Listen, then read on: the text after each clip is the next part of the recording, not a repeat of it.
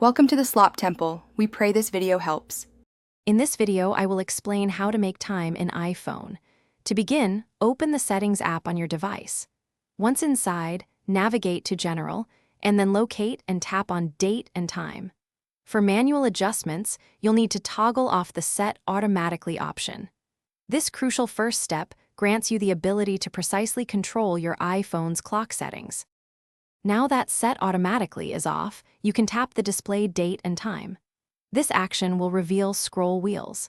Carefully use these wheels to precisely select the correct month, day, year, hour, and minute. Take your time to ensure accuracy. Once you have set your desired time, simply tap anywhere outside the picker to confirm your new settings. It's a straightforward process to get it just right. For most users, re-enabling Set Automatically is the most convenient option.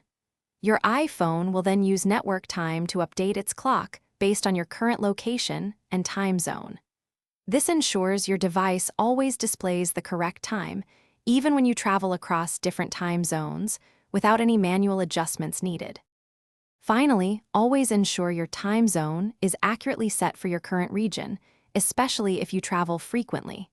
You can also choose to enable the 24-hour time format if that's your preference, which changes how time is displayed across your device.